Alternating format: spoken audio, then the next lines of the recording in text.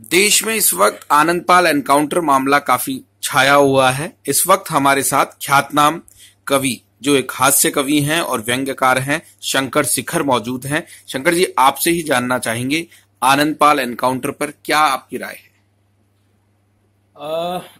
आनंदपाल का जो ये मसला है, इस मसले में वैसे तो ये मैं तो कवि हूँ, इसलिए ये कविता का विषय तो है नहीं, मगर मैं शेखावाटी का रहने वाला हूँ और दूसरी बात समाज से ताल्लुक रखता हूँ, इसलिए इतना सा जरूर कहा जा सकता है कि ये जो मसला है, इस मसले में जो कुछ परिस्थितियां आज बनकर आई है 14-15 दिन में, इसके लिए सबसे बड़ा जिम्मेदार अगर किसी को कहा जा सकता है तो वो खादी है।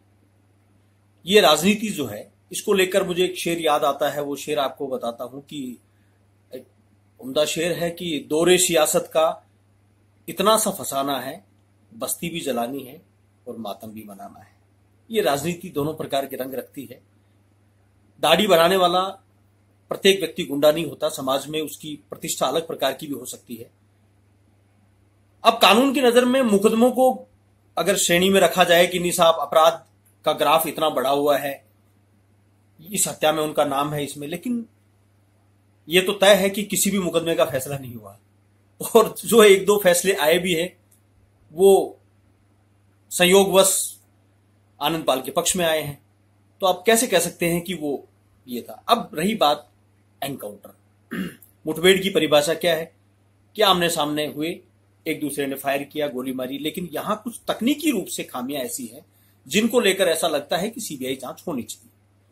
अब सीबीआई जांच को लेकर समाज की, पूरे राजपूत समाज की ही नहीं, परंतु सातों जातियां, कोई इसमें कहीं कोई अतिशोक्ति नहीं है कि कहीं जाट, गुजर, मीणा, राजपूत, कहीं कोई समाज ऐसा नहीं है जो आनंदपाल के समर्थन में नहीं हो। और समर्थन में होने का कारण सिर्फ इतना सा है कि एक इंसान गया है। अब उसका अपराध का ग्राफ अगर साइड में रख दिया जाए तो वो किसी का बेटा भी है, किसी की मांग का सिंदूर गया है, किसी बेटी जो पढ़ने वाली छोटी छोटी बच्चियां हैं उनका लाड दुलार, उनकी पिता का प्यार गया है। तो इन सब चीजों को ध्यान में रखते हुए 12-14-15 दिन लगातार लाश गांव में रखी हुई है, उसका निस्तारण होना चाहिए। और समाज के लोगों से भी हम यही उम्मीद करते हैं कि जो बड़े बुजुर्ग लोग हैं, वो गांव में कभी किसी की मौत हो जाती है तो आपने देखा होगा कि लोग आधे एक घंटे में भी जितना जल्दी हो सके दाह संस्कार करवाने का करते हैं। इसका सिर्फ इतना सा कारण है कि यार, जब तक दाह संस्कार नहीं होगा, जब तक दाग नहीं लगेगा, लोग खाना नहीं खाएंगे। अब आप सोचिए कि 14-15 दिन से उस घर की, उस गांव की क्या हालत रही होगी। प्रशासन अपनी जिद पे अड़ा हुआ है। एक छोटी सी मांग है, सीबीआई जांच। सीबीआई जांच, ये क्या जरूरी है कि सीबीआई जांच में एनकाउंटर कथित पाया जाए, या ये भी जरूरी नहीं है कि वो कथित पाया जाए। जब सब कुछ हमारे सामने कुछ भी नहीं है तो सरकार पीछे कदम क्यों खींच रही है? प्रशासन इस बात से भयभीत क्यों है कि सीबीआई की जांच नहीं होनी चाहिए? हम सब मांगे मान लेंगे। मेरा यह मानना है कि सब मांगे मानकर सीबीआई की जांच को लेकर अगर सरकार अपना रवैया अड़ियल रख रही है तो कहीं न कहीं इसमें कोई न कोई लीपापोती है, जो राजनीति के लिए एक शेर से मैं इस बात को विराम देता हूं। कहीं बशीर बद्र ने बहुत अच्छा शेर लिखा है कि ये सियासत कुछ भी कर सकती है, गुंडे बनाती भी वही है, पैदा भी वही करती है, मरवाती भी वही है। समाज के भले लोगों को अपने स्वार्थ के लिए उनकी बलि देने का काम सियासत का लंबे समय से रहा है। उसमें सभी जातियों के जो नेता हैं, क्योंकि नेता की भी कोई जाति नहीं होती। बड़ी बार कहा जाता है कि साहब आतंकवादी की, गुंडे की कोई जाति नहीं होती, लेकिन अगर यही बात सही है तो फिर राजनीति की भी कोई जाति नहीं होती। नेता किसी जाति का नहीं होता, किसी क्षेत्र का नहीं होता, वो कहीं से भी चुनाव लड़ सकता है, किसी भी जाति को कोई भी लालच दे सकता है। एक आखिरी शेर मैं इस बात में ये कहूंगा कि राजनीति का कोई भरोसा नहीं करना चाहिए, समाज को भी आगे बढ़ना चाहिए, कहीं न कहीं कोई अच्छा निर्णय लेना चाहिए और अपनी मांगों को ठीक से रखना चाहिए, लेकिन आम जन को कहीं न कहीं इस बात चीज का फायदा मिले, आम जन को कोई परेशानी नहीं हो। किसी के घर में अगर आज कहीं कोई मौत हो जाती है, कोई बीमार हो जाता है, इंटरनेट बंद है, मोबाइल सेवाएं बंद हो जाएंगी, इन सब चीजों से किसी के घर में कोई नुकसान हो जाए, उससे बेहतर है कि कोई अच्छा निर्णय लेके उठा जाए। और उसके लिए सीबीआई की मांग जो है उनकी, वो ठीक है। एक शेर बशीर बद्र साहब ने ठीक कहा है कि किताबें रिसाले न अखबार पढ़ना, किताबें रिसाले न अखबार पढ़ना, पर दिल को हर रात एक बार पढ़ना। सियासत की अपनी अलग है जबां, लिखा हो इकरार तो इनकार पढ़ना, लिखा हो इकरार तो इनकार पढ़ना। शंकर जी, एक चीज और जहन में आ रही है कि मीडिया को इसके अंदर लोग काफी टूल बना रहे हैं कि मीडिया सपोर्ट नहीं कर रहा, मीडिया जो चीज है वो नहीं दिखा रहा, मीडिया सरकार की बात कर रहा है, ऐसा कुछ? क्योंकि आप खुद पत्रकारिता फील्ड से जुड़े हुए हैं। मैं मानता हूं इस बात को। मैंने पत्रकारिता में लंबे समय तक पत्रकारिता में काम किया है। ये कहना गलत है कि मीडिया सपोर्ट नहीं कर रहा।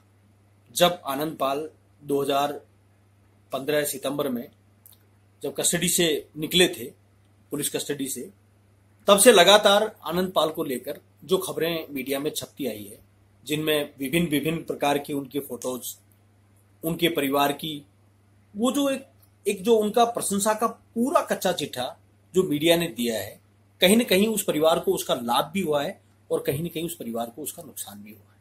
लाभ ये हुआ है कि जिस आनंद पाल को 2006 से लेकर 2012 तक कोई नहीं जानता था, केवल और केवल पुलिस के और उस इलाके के लोगों के अलावा कोई नहीं जानता था, 2006 से 12 जैसे ही 12 में उनका सरेंडर हुआ, वो गिरफ्तार हुए और होते ही पुलिस ने इनको बहुत अच्छे तरीके से सरेंडर करवाया। मीडिया ने बहुत अच्छी तरीके से उनकी भूमिका बनाई।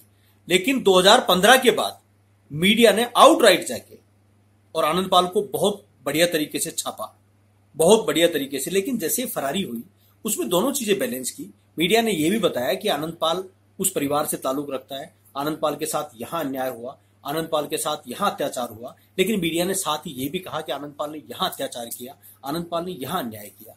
जहां दोनों चीजें, मीडिया लोकतंत्र का जो चौथा स्तंभ है, वो तीनों स्तंभों को बैलेंस करके चलता है। आज की तारीख में रही बात एनकाउंटर की, वहां पर जहां आनंद पाल का एनकाउंटर हुआ, मीडिया ने खबर दी, एनकाउंटर हो गया, आनंद पाल को मार गिराया, सारी चीजें उनके सामने रखी। लेकिन कहीं भी मीडिया ने देखो ये नहीं कहा है कि ये एनकाउंटर कथित नहीं है या ये एनकाउंटर हो गया। मीडिया कह रहा है कि पुलिस का ये कहना है। पुलिस के जो बयान है वो मीडिया के सामने रखे, लेकिन साथ ही परिजनों के और समाज के जो बयान आ रहे हैं, समाज के जो नेता हैं उनके भी बराबर बयान आ रहे हैं, उनको भी मीडिया आम जन तक पहुंचा रहा है। मीडिया एक माध्यम होता है, इस शब्द का मतलब समझिए। मीडिया मतलब माध्यम, माध्यम का मतलब एक समाचार यहां से वहां तक जाने का काम मीडिया का होता है, और मीडिया बदस्तूर अपने इस कार्यक्रम को निभा रहा है। ये बिल्कुल कहना गलत है कि मीडिया अपनी भूमिका ठीक नहीं रख रहा है। शंकर जी, आंदोलन चल रहा है, लेकिन आंदोलन को जातीय रंग देने की कोशिश की जा रही है, शायद जातियों को लड़ाने की बात। जातीय रंग देने की जहां तक बात है, ना तो ऐसे कहीं मुद्दे कभी 20-25 साल का इतिहास जो मैं भी जितना मैं समझ पाया हूं, मीडिया में 10-12 साल तक मैंने काम किया है, कविता के क्षेत्र में देश भर में हम यात्राएं करते हैं। केवल एक राजस्थान की बात नहीं है, अन्यत्र भी कहीं किसी भी बदमाश के रसूखात नेताओं से होते हैं, वो भी किसी जाति विशेष का नहीं होता। और जिस जाति और धर्म का वो व्यक्ति है, उसके वहां अपराध करते समय ना तो ये देखा जाता है कि वो किस जाति का या किस धर्म का है। इसमें भी बार बार ये जो जाति विशेष का नाम लिया जाता है कि उस जाति से उसका झगड़ा था। तो मैं आपको एक जानकारी ये देना चाहता हूं कि आपको सबको पता है, मीडिया को पता है, आमजन को पता है कि दुश्मन जिस जाति के थे आनंद पाल के, उसी जाति के दोस्त भी थे। जिस जाति के 2-4-5 लोगों के हत्याओं के आरोप आनंद पाल सिंह पर जड़े गए थे, उसी जाति के घनिष्ठ लोग हैं जिनके लिए आनंद पाल सिंह जान देने तक आमादा रहता था। तो ये तो बिल्कुल गलत है कहना कि जातीय रंग, इसमें भी कहीं न कहीं सियासी बू है। ये राजनीति ही काम कर रही है, क्योंकि जातीय रंग देने का सबसे बड़ा फायदा किसको मिलता है लोकतंत्र में? केवल राजनीति को। जातीय रंग देने का सबसे बड़ा फायदा राजनीति को मिलता है, और यह भी राजनीति का ही फैलाया हुआ एक जाल है।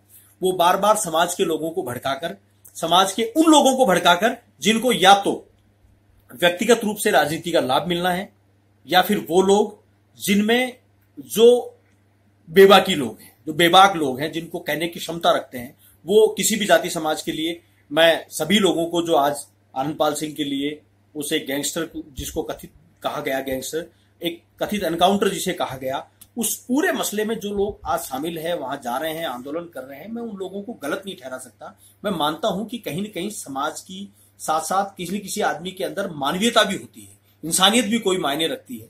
2 बेटियां, 1 बेटा, 2 भाई उसके जेल में, माँ विधवा, पत्नी विधवा हो गई। यार परिवार के 5-6 लोग, 8 लोग एक सवेरा ऐसा सूरज था, एक सूरज ऐसा था जिसके उदय होते ही उस समाज में, उस गांव में, उस राजस्थान में जब ये पूछा जाता था कि आज आनंदपाल में क्या है। मैं खुद मीडिया में लंबे समय तक काम किया है। सुबह शाम जाते ही संपादक महोदय से एक सवाल पूछा जाता था, हमसे जाते ही एक बात पूछते थे, और बेटे आज आनंदपाल में क्या है। हमें पर डे एक खबर लिखनी पड़ती थी कि आज आनंदपाल में क्या चल रहा है। उसमें भले ही उस खबर में जो कुछ भी इनपुट मिलता उसको जैसे तैसे करके तैयार करके भेजते थे।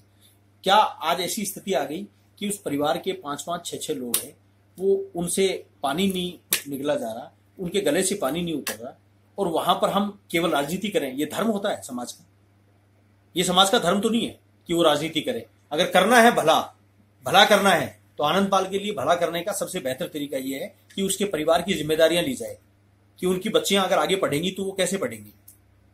उनका बेटा अगर जवान होगा तो जवान होने के बाद उसके माइंड वॉश किया जाए, उसको ये बताया जाए कि समाज में अपराध का अंत इस प्रकार से होता है। उस बच्चे को इस लायक बनाया जाए कि वो एक आईएएस बने, एक आईपीएस बने। लोग ये बड़े फक्र से कहे कि ये उस व्यक्ति आनंदपाल का बेटा है, उस आनंदपाल सिंह का, जिस आनंदपाल सिंह को 10-12 साल तक, 15 साल तक अपराध की श्रेणी में रखा गया और बाद में उनका एनकाउंटर कर दिया गया, जिसको कथित रूप से भी रूप दिया गया। उस एनकाउंटर के अंदर जिस व्यक्ति की जान गई, उस जान जाने वाले उस लड़के का इतना होशियार बेटा, ऐसा होनहार बेटा जो आज आईएएस आईपीएस है। समाज की भूमिका ये होनी चाहिए, समाज का धर्म ये बनता है। इस धर्म का निर्वहन जो करेंगे वो समाज के लिए ठीक, वरना तो मेरे हिसाब से वो भी लोग सियासी हैं, फिर तो वो भी राजनीति कर रहे हैं। इस कुछ साल पहले विद्याधर नगर में जो हिम्मत सिंह हत्याकांड हुआ, उसमें इनडायरेक्ट वे में आनंदपाल सिंह के गिरोह का नाम लिया गया। वो उनकी पत्नी का ये कहना है कि साहब समाज के लोग उस समय कहां चले गए थे जब एक राजपूत पे हमला हुआ, एक राजपूत पे वहां भी हमला हुआ। तो पहली बात तो ये जो किया जा रहा है, आज अगर किसी आदमी को तैयार किया जाता है और ये कहा जाता है, आज आनंदपाल के समर्थन में जाने वाले जो लोग हैं वो भी एक पूरा समूह है, ऐसे ही आनंदपाल के विरोध में जाने वाले लोगों का भी एक समूह है। वो समूह काम कर रहे हैं, यहाँ पर एक ग्रुपिज्म काम कर रहा है। न्याय सबको मिलना चाहिए, लेकिन अपराधी अपराध करता है तो वो कानून की नजर में अपराध है, किसी व्यक्ति की नजर में अपराधी नहीं हो सकता। वो उसको सजा देने का काम कानून का है। अगर हिम्मत सिंह के साथ हुआ, वो अगर कानून की नजर में गलत है तो मैं उसको गलत कहूंगा। उसके जो लोग हैं अपराधी हैं, उनको दंडित होना चाहिए, उनको दंड मिलना चाहिए। रही बात समाज की, तो समाज कई बार दांतों तले उंगली दबा लेता है, इतना मैं मानता हूं। तो समाज को इससे ऊपर उठ के काम करना चाहिए। सभी जातियों और वर्गों के साथ समाज का एक धर्म बनता है कि आज भी अगर समाज में कहीं भी, चाहे वो कोई भी समाज हो, उस समाज के अंदर कोई भी युवा अगर गलत रास्ते पे जा रहा है तो उसको सही रास्ते पे लाने के लिए समाज को समय समय पर काउंसलिंग करनी चाहिए, उसके परिवार वालों से मिलना चाहिए, क्योंकि माता पिता उन सभी लोगों के दुखी हैं जिनके बच्चे गलत रास्ते पर हैं। आज आनंदपाल की मां को देखकर ये अंदाजा आप लगा सकते हैं। इसलिए मेरा ये मानना है कि समाज के उन सभी मठाधीशों, सभी समाज के बड़े लोगों से मेरा आग्रह है कि कैसे भी करके युवाओं को सही रास्ते पर लाएं, ताकि उनके माता पिता इस दौर से न गुजरे और समाज इस हालात में नहीं गुजरे कि 15-15 दिन तक मुर्दों पर हमें राजनीति करनी पड़े। ऐसा नहीं करना।